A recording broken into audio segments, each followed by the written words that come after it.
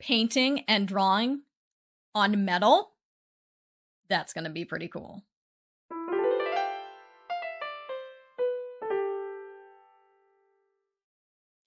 Hi, Shanna Rowe Jackson here from Caution Artist at Play, and today we are going to be playing with a new surface. I am so excited about this.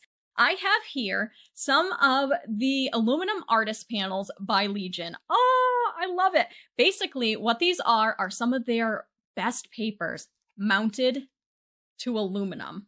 How cool is that? This is going to be so sturdy. Oh, I know. I'm going to be in love already. I can tell. All right. So I have a couple different surfaces here. I have here their Stonehenge Aqua Cold Press, which is their 300-pound cold press paper mounted to an aluminum panel. And then I have their regular Stonehenge White paper, which I believe it's a 92-pound paper. Also, again, mounted to aluminum to make it nice and sturdy. I have been using their Stonehenge paper for years for my colored pencil work, so I think that's what I'm going to be using this panel for. And then I also really love their Stonehenge Aqua paper, and so I'm going to be using this more for wet media like, of course, watercolor, gouache, maybe a little acrylic, and I'm going to try some colored pencil on it as well because I'm a mixed media baby. I love to mix my different materials together. And so I'm going to see if colored pencil works all right on it as well. So I think what I'm going to do today, I have two 5x7 panels here. I want to do a project on each of them just to try them out. So let's get to it. For my first project, I am going to be working on the Stonehenge Aqua Cold Press paper. And I am very excited about this because I love this paper to begin with. I have used their regular Stonehenge Aqua quite regularly for things like watercolor, gouache, acrylics. It's a sturdy paper to begin with, and I think that just mounting it to aluminum makes it even better because it'll be perfect for things like plein air painting. So if you're somebody who likes to bring your watercolors or acrylics out in the field and paint that way, and you're worried about wind blowing your paper around, I think this is a great solution to that. They also offer this in their oil painting paper. So if you're an oil painter who likes to do any type of plein air painting, that could be a good solution for you too. That would be their oil paper mounted to the aluminum. And they have these in the Yupo paper and the Stonehenge Aqua Black as well. So you have quite a variety depending on what medium you like to use. Now I'm starting out here with my watercolors. I am using the Holbein Artist watercolors. And I just want to let you know, these panels were sent to me by Legion. I am a brand ambassador for Holbein, Legion, and General Pencil. And so there are times when I do have access to art supplies to try them out ahead of time before I teach in workshops. And so I can just get that experience before I show people how to use them. And so they were generous enough to send these to me so I could try them out. I planned on trying these either way. They're not paying me to do this video. I was going to do this video whether I had to buy the panels or not, but I did reach out to them ahead of time and ask them if I could try some out, and they sent it out to me so that I could get some experience with them. So with that out of the way, let's talk about the piece itself. As I said, I am using the Holbein watercolors. These are a pretty vibrant watercolor. I am coming in with a lot of water though, because I want to build my layers and I want to see how much water this surface can handle. Again, this is a 300-pound paper to begin with. It can handle a ton of water even without the aluminum behind it. But I'm starting out light and then I'm just building up my layers. And because Holbein does not use oxgall in their paints, they don't spread as far as other watercolors, which makes it perfect for doing a small piece like this that's going to have a lot of detail in it. So my paints are staying pretty well where I put them. I am using a lot of lifting on the colors that are able to lift. Obviously, some colors lift more than others because some colors are just naturally staining. But I didn't want my panel to get too vibrant too fast because of the flower that I'm painting. The petals are actually a very light peachy pink, and this was a very sunlit reference that I'm working from. And so I didn't want to get there too fast. So I'm building up slowly and I'm lifting as I need to create certain effects. I also liked the fact that it created a dappled effect in the petals because that's kind of how this red was. There's kind of speckles in the red part of these petals. Now, I am working on a picture of a daylily. This is a very close-up image of a daylily. For my second piece, I will be working on a further away view of the same kind of flower. I thought it'd be fun to kind of keep it as a theme. So they're going to work together. The other thing that I'm going to do is I'm going to come in with my colored pencil. Here you can see that I am using the soft white by Holbein to create a masking effect. And that is so that when I lay my watercolors down, my highlights will stay where I put them. I use that method often when I'm working with watercolor, even if I don't plan on bringing colored pencil on top of it. I use my colored pencils often to mask out areas that I want to stay put. Because colored pencil is made from oil and wax, it repels watercolor, so it works perfectly for a masking tool. And then I'm going to come in with my colored pencils on top because, as I mentioned in the beginning, I am more of a mixed media artist, and I wanted to see just how much this panel could handle. And so I decided I'm going to try the methods that I would typically use in a piece on this panel because I want to know how I'll be using these in the future. And I am somebody who likes to use colored pencil a lot with my watercolor to create detail, to clean things up, and to kind of saturate things a little bit more in areas that I deem necessary. So that's what I'm doing here. I brought in my Holbein Artist colored pencils, and I am just going over the areas that I'd like to darken. I am straightening up some of my lines. And I'm more or less just trying to get a feel for how well they work on this paper. Now, as a rule of thumb, I don't typically use my colored pencils on my Stonehenge Aqua, whether it be my cold press or my hot press. I have tried it in the past, and certain pencils will kind of dig into the surface. It can be a bit of a delicate surface when it comes to pencils. Pastel pencils work really well on the Stonehenge Aqua. Colored pencils, not as much unless they're being layered over something else. So I would not use this panel only for colored pencil, but they are layering over the watercolors beautifully, and they are not damaging the surface this way. Just going in with those details, brightening things up where I need to. And I love the way these feel over the watercolors. Now, I also wouldn't normally do colored pencil on a cold press surface anyways, because I'm not a fan of that texture showing through that way in my colored pencil work. It's working really well here because of the texture on the petals, but I do find a way to blend things out on this surface pretty beautifully in a little while. But I'm coming in, I'm darkening things up.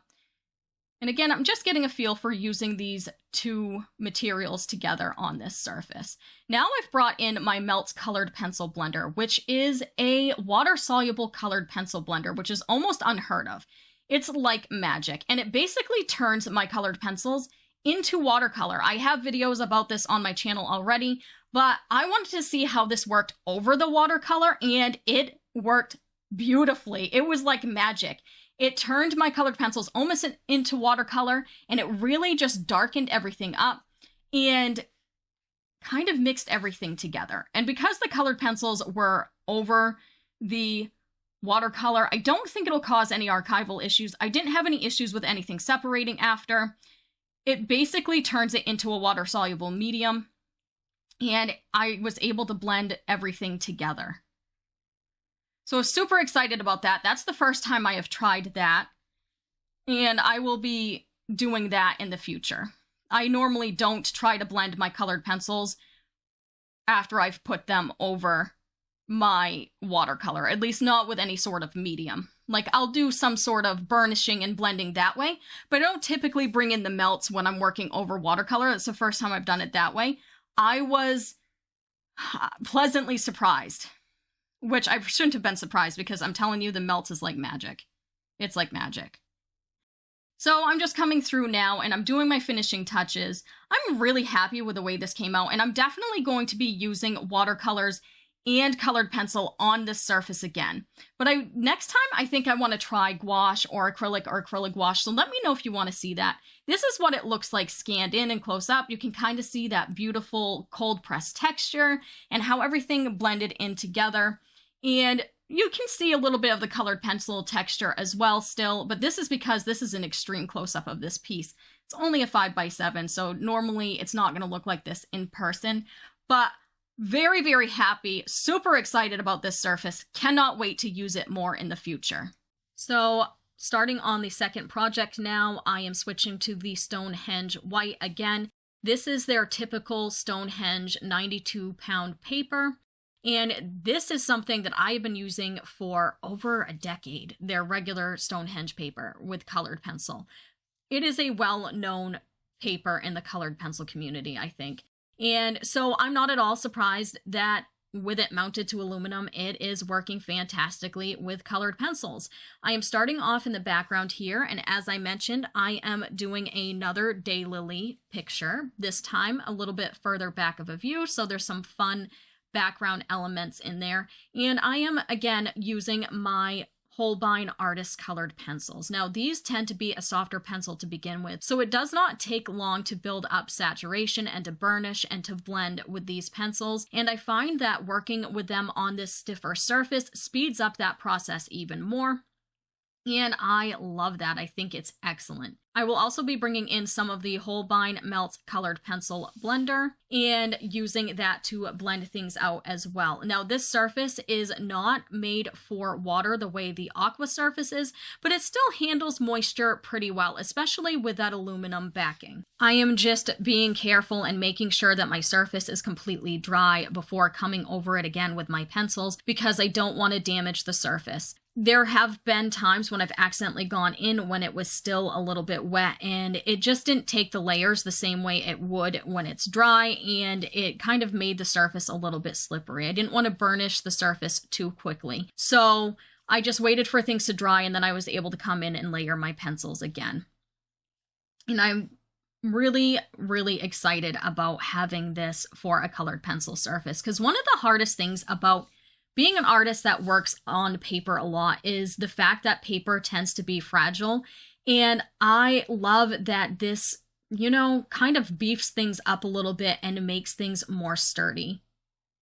Now, that being said, that's not to say that the paper surface can't be damaged on either of these panels. It is still paper on the surface, and so you want to be very careful. This is not like other panels out there, which I love to work on, that are gessoed or they have a different surface put on the wood. This is actual paper mounted. So you still want to take certain precautions when you're framing and hanging things because the front of the surface could still become damaged with moisture and things like that. I am looking at all of my little abstract shapes in the background to kind of get those shapes. I'm not being too precious about it because this is more about learning the surface than it is about the piece itself. However, I am having a lot of fun picking out all those abstract shapes and putting them together like a puzzle to create something semi-realistic. And because this is a colored pencil piece, this one it took much longer, or a little bit longer, than my previous piece.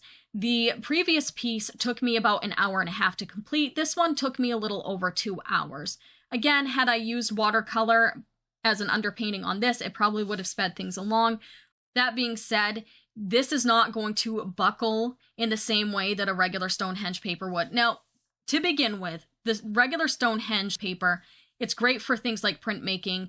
It's always handled OMS and other colored pencil blenders really well. So it actually is a surface that handles moisture fairly well compared to other drawing papers. It's not like a sketchbook paper that buckles completely. Like, I've always been impressed. And with it mounted to aluminum, I do think that this surface will handle the moisture pretty well. And I'm not worried about buckling or anything in the same way. But because I planned on using this primarily for my colored pencil, that is what I decided to come in and do. And I apologize that I am off screen right now. I don't know what that was about. And now I'm coming in for the main part. I'm working in the center of the flower and then I'm going to work my way out. I wanted to place that detail in there first that was the finest detail. This is a very small surface that I'm working on. And so even with the pencils, it can be a little bit difficult to get that detail in there. So I decided to start with the center first and work my way out so I could get that in place and feel more confident in the rest of the petals. So kind of getting the most difficult part out of the way first.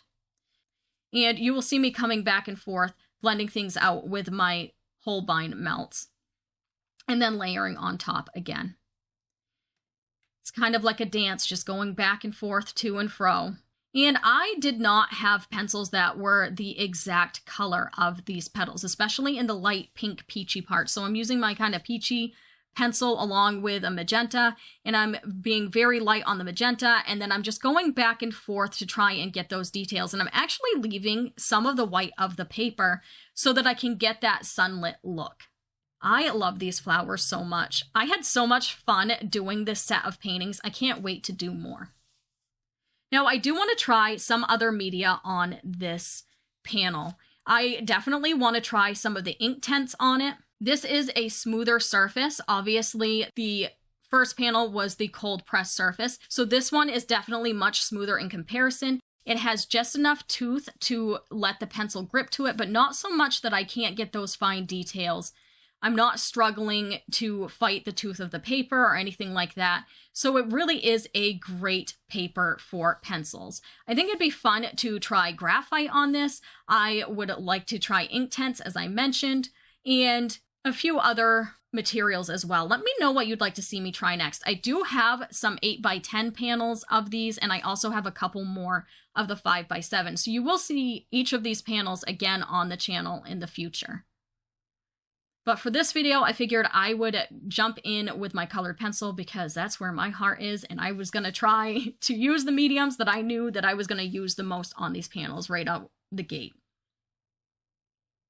I am very impressed, and I had a feeling I would love these. As soon as I knew about these panels, I did kind of know about them ahead of time. They're not very old.